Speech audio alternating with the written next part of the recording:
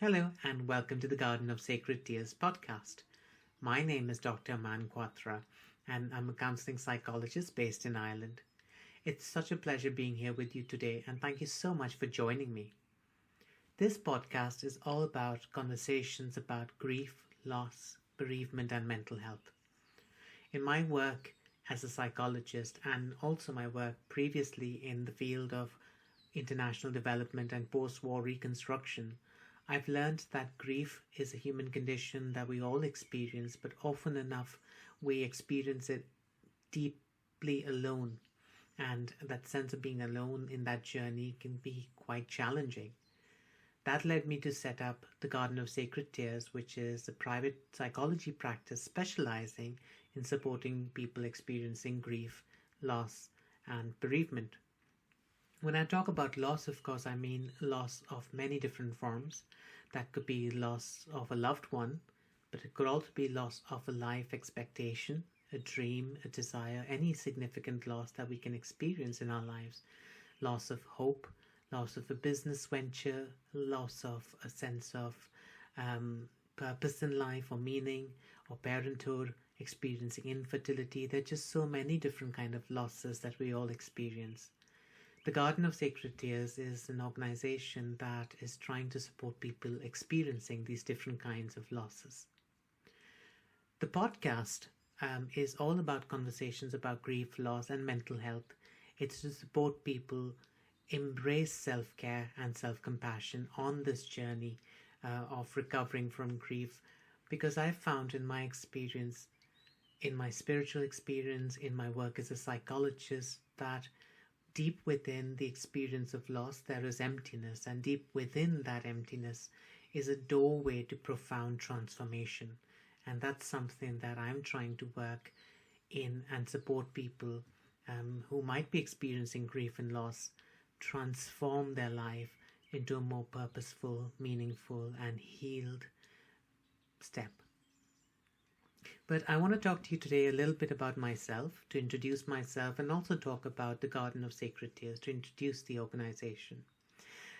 I grew up in India, and ever since I was a small young boy growing up in Delhi, I was searching for... Now this is a tricky bit because it's very hard to talk about what I wanted to search, because I didn't really understand it at all at the time. Some people called it enlightenment, some people called it Tao. Some people called it illumination, some people called it, the search for life, search for meaning. But essentially what I really wanted to do is I wanted to understand myself, and I wanted to understand the world that I was living in. Now, there was a lot of pain, there was a lot of inner turmoil, there was a lot of emotions, there was a whole context to this. But anyway, the young me, the 7, 8, 9-year-old me, decided that I was going to look for enlightenment. But there was no clear path to it. I mean, I was profoundly influenced by the journey of the Buddha and also the journey of other rishis and gurus and yogis and philosophers, both in India and globally. And I was ready to set off on this journey to find myself and find enlightenment. But there was no clear path, and people had professed so many different ways to get there, some of them trying to say that their way was the right way. Well, the 10-year-old me didn't know any better, so I set off trying to explore through meditation, through mindfulness, through reading, through academics, through practices in spiritual, and religious practices, in what people call the occult practices and all of that. And over the years, I found that I was more confused, more unsure of myself, still feeling the emotional pain, still very confused about who I was, what my journey was. But nevertheless, my search persisted. And the more I looked, the more I seemed to find the goal even more confusing and elusive. Like, what is enlightenment? What is finding yourself? What does that even mean? As I grew up, I spent a lot of time then. I looked into the academic field, studied a range of academic subjects such as philosophy, theology, looked at dreams, psychology, films, economics. I mean, I'm not even kidding you. Political science. I've gone to some of the most prestigious universities internationally, wanted to understand how the world works, how why we fight, why there's conflict. So studied international relations, studied post-war reconstruction, studied the classics, war, peace building, folklore, mythology, religion. There's just so much that I thought I needed to understand. But here's the thing, the more I looked, the more elusive things seemed. And even though I gained knowledge in terms of helping me have intelligent action and conversations, true inner wisdom still seemed to evade me. It was elusive. The more I tried finding out, the more I kind of realized how little I knew about the world and about people and about suffering and about grief and conflict. And I was left exactly where I had started, just being unsure of myself, very unclear, very unsure about the next steps to take. I went into filmmaking and decided I wanted to make films on political subjects, historical subjects.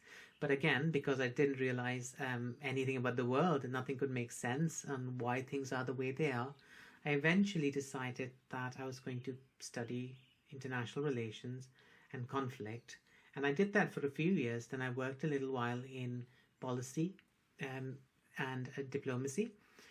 But then I realized that I didn't want to work at a policy level or a research level. I wanted to work therapeutically with people.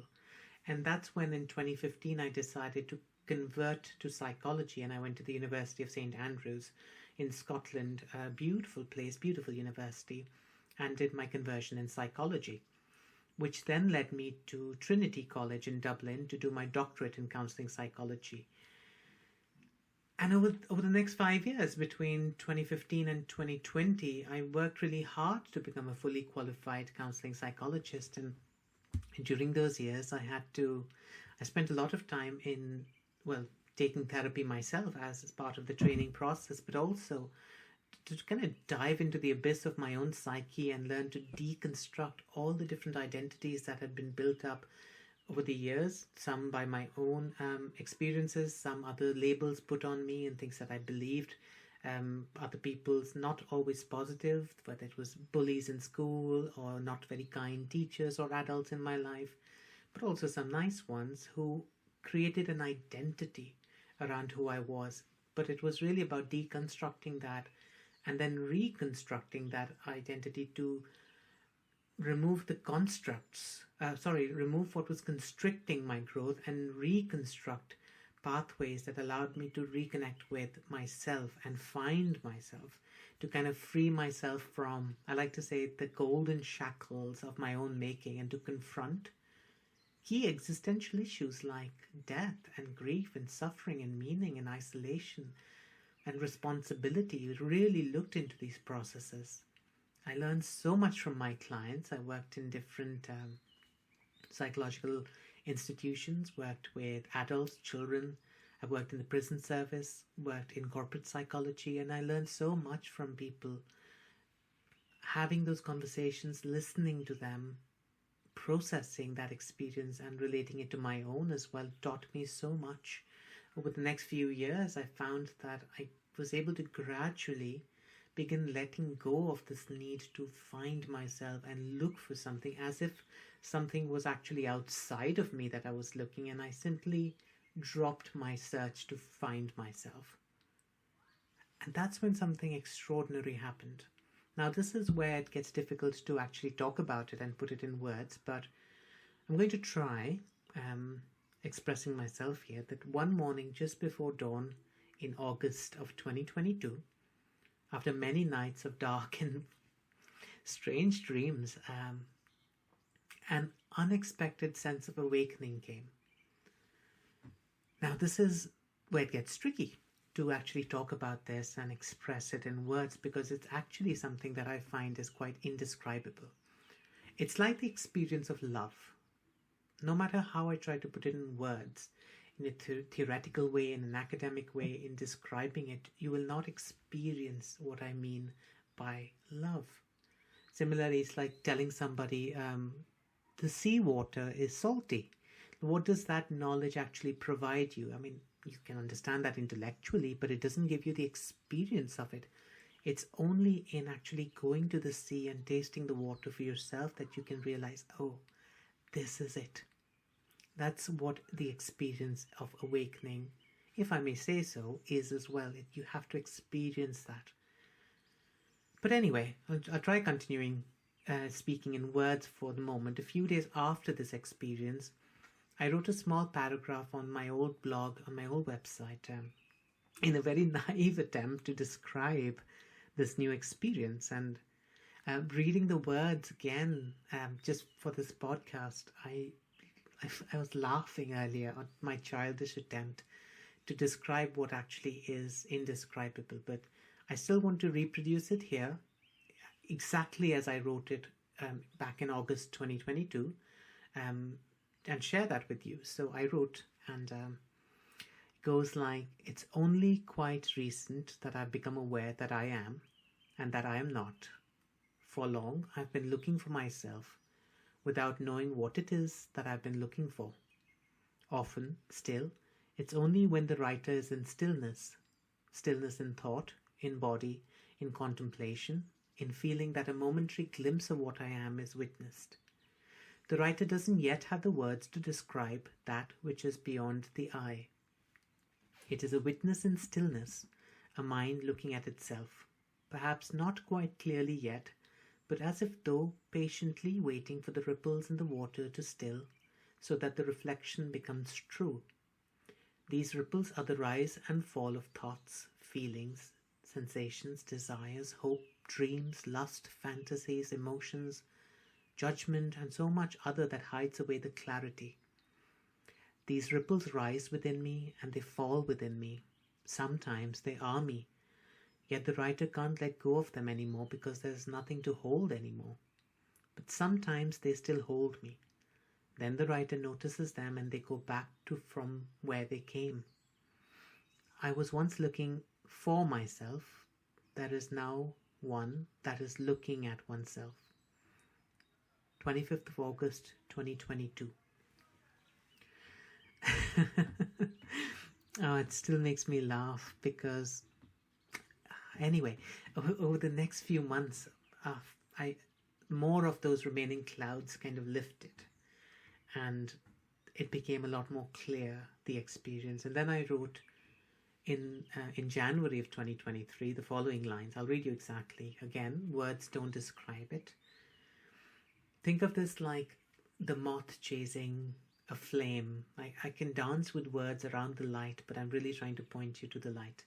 And that's what's important. Don't get lost with my words.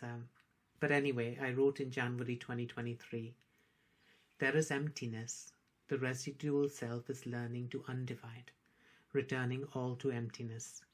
Not perhaps in truth, but unable to find any other way to describe this at the moment. 20th of January 2023. And the reason I wrote not perhaps in truth is exactly what I was telling you earlier, that you can't describe the experience in words. If I was to tell you about the moon and moonlight and what it looks like and how calming it is and how cool it is and how beautiful it is, it would make no difference at a theoretical level, at the level of words. The experience of actually being under the moonlight, seeing the moon for yourself, is what I'm talking about.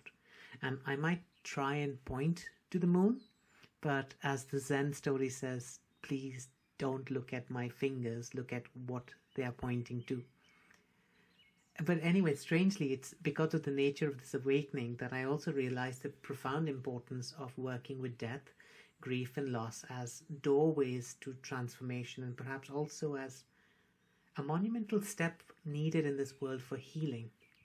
It's actually no wonder that such elaborate rituals and ceremonies were attached to the experience of death and dying in the ancient world, along with the ancient mysteries surrounding death, resurrection, and eternal life.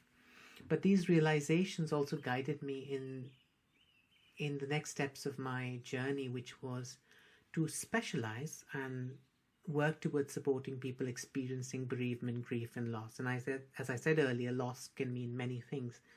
But because these experiences can feel quite challenging and people can feel really alone in that experience, I wanted to set something up that specializes supporting people experiencing loss and grief, but also not just getting over grief, because you don't get over, it transforms, but to take that steps as a deeper transformation of the self itself, moving towards what we can say is self-actualization or self-transformation, but eventually to enter new realms of self-transcendence.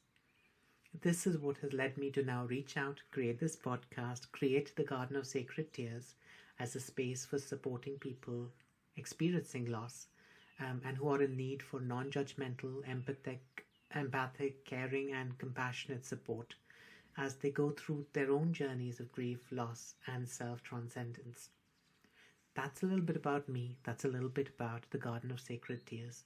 I'm really glad to be here with you, and know that you will always receive compassion and care and empathy. So if you are in a journey of grieving or loss or bereavement, do reach out to the Garden of Sacred Tears. And that's a space where we'll try and work on that transformation, on that healing, in terms of the experience, not just words. So many of us are fed up of being told what to do and what's right and to become better. And this is not the place for that. And I wouldn't have even set this podcast up, to be honest, except that I find a way to communicate what is actually not communicatable, as an invitation. This podcast, this website, all of this is an invitation to invite people who are in that journey of grief and loss and who want to experience or want to move towards self-transformation and self-transcendence, to be there and for me to be able to support them in any way that I can to cross that journey. Well, that's all really from me today. Thank you once again, and I will be back with another conversation soon. Take good care of yourself. Until next time, yours truly.